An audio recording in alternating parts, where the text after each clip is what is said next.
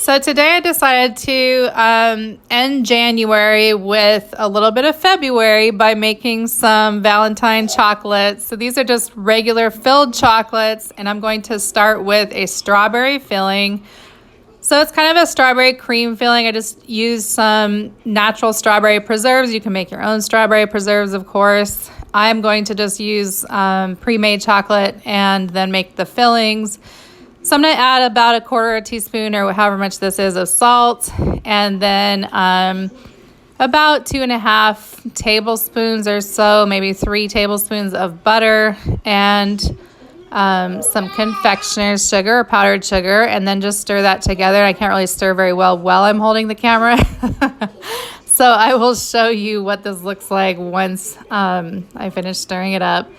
So basically the ingredients are the little bit of salt, the 2 to 3 tablespoons of butter, a teaspoon of vanilla or so, and then also the confectioner's sugar, and you're just going to stir that around. So you're just going to also at the end add about 1.5 tablespoons or so of cornstarch, and that just helps it kind of get thicker. So it should look kind of like cake batter almost, and then I put it in a pastry tube and then just stick that in the fridge until it's firm like this one is. And this is a rum raisin, or really it's currants instead of raisins because they're smaller.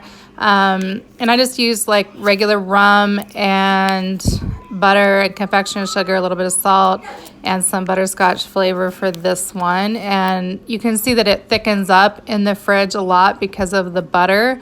So if you melt that butter, it's going to be a little bit thinner, and then refrigerate it. Now for peanut butter filling, I just add vanilla, like a couple teaspoons of vanilla, and then confectioner's sugar, and stir that up. So you can make all kind of different fillings if you want to do the assorted chocolates.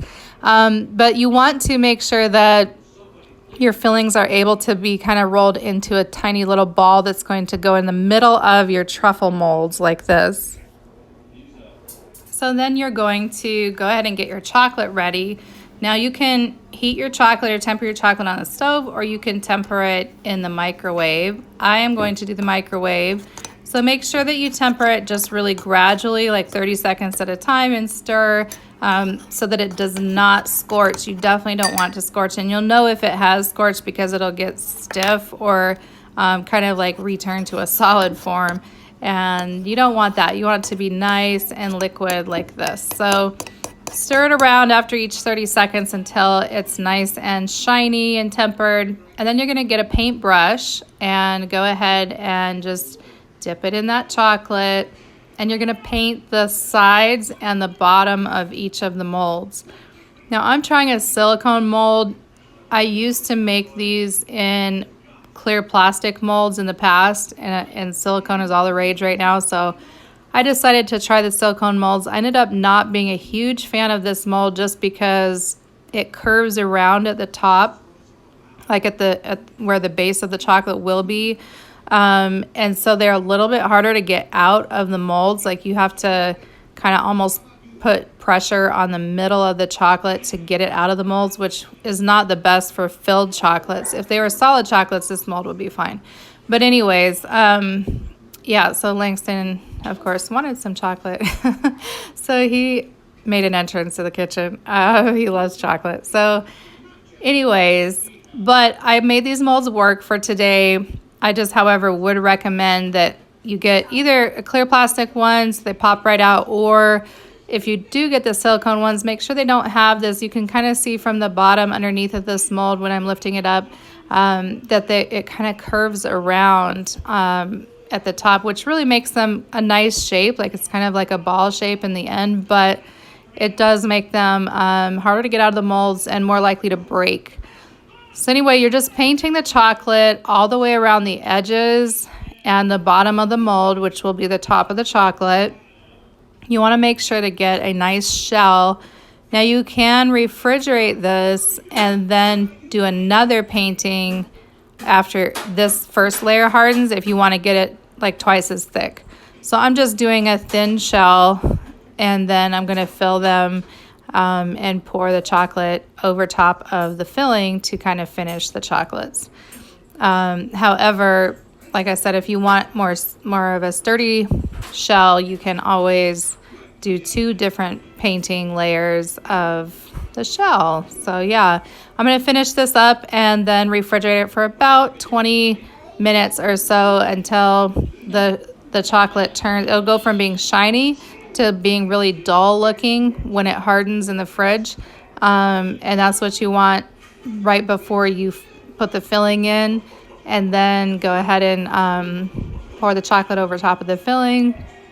And then I refrigerate that for like 30 minutes at least, because I want it to get chilled really well all the way through. Now, you don't want to freeze them, even though that seems like it would be easier to get out of the molds. It actually can kind of damage the chocolate. It can make the chocolate really brittle and kind of like a different consistency. So I don't recommend freezing it, but you can and need to usually refrigerate in order to get them to be super hard and ready to fill.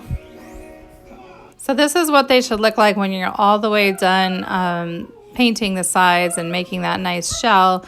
And it takes a while for that chocolate to harden once it's tempered. So don't worry about breaking it or anything on the way to the fridge. It's going to be very flexible.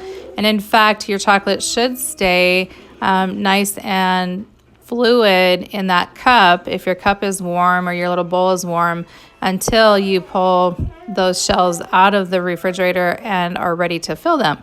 So when you're ready to fill them, you're going to go ahead and plop in a small amount into each shell, small amount of filling, and I'm just doing half and half of the rum currant and the strawberry cream, and I'm going to do the peanut butter ones later. So just go ahead and fill those up. Make sure that you leave a little bit of space before the very top of the mold, and then we're going to just pour the chocolate over top of those to fill them up and make them nice and even and smooth and flat across the top of the mold with chocolate. So once those have refrigerated a full 30 minutes, go ahead and take them out of the fridge, turn the mold upside down and kind of press lightly, not too hard, or else this is what's going to happen. They're going to split. Press lightly on the tops and kind of spread the mold apart because it is still kind of stretchy. And then just take those chocolates out. And then I got some little gold foil wrappers for like $1.99 or something on Amazon. And you can just wrap them in those or wrap them in saran wrap or something else if you prefer. The gold foil candy wrappers are nice because they're super thin. They're a lot thinner than a typical aluminum foil. So they wrap around a lot easier than a aluminum foil, and they're also, of course, prettier than regular kitchen foil. So now is the moment of truth when I am going to try one of these delicious looking little chocolates. Ooh, and it is a strawberry cream. I didn't actually mark them, so I didn't know which kind it was, but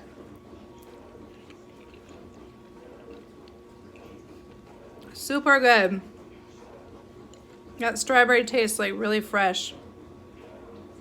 I'm gonna bite into one more. I hope this is a rum raisin, or rum currant.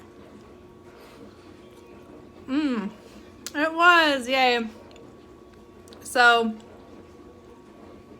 you can really taste the rum in that. It almost tastes like a hot buttered rum.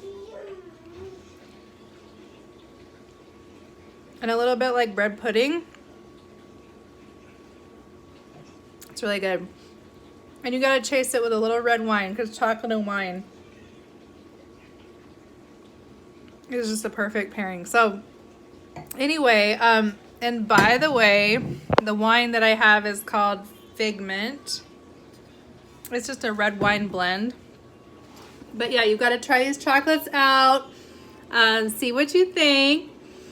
And don't be scared if your first batch doesn't come out perfectly, because you just keep making them and you'll get better. The paintbrush work does take a little bit of time, but you're gonna want to eat all of them, even if they're ones that you've messed up. They're still gonna be just as good. So there's another strawberry cream. So I hope you enjoyed that short little tutorial, and let me know if you try to make some of these for your sweetheart or for yourself for Valentine's Day. If you're like me and you're single and you just make chocolates randomly for yourself, that's okay too.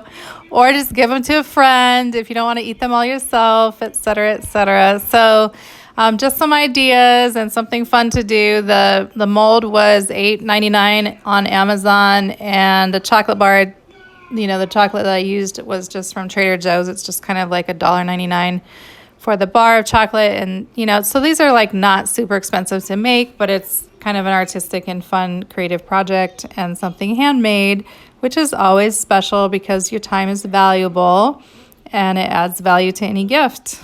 So, by the way, P.S., please ignore my hair. It was just all my braids are pulled back in a ponytail, so it just looks like I have like 3 pieces of hair or something. But really, I still have all my braids in. This video is not about my hair, so I was just kind of, getting through the taste testing without worrying about my looks. But anyway, little side note, hope everybody's January was really good, and cheers to a great February.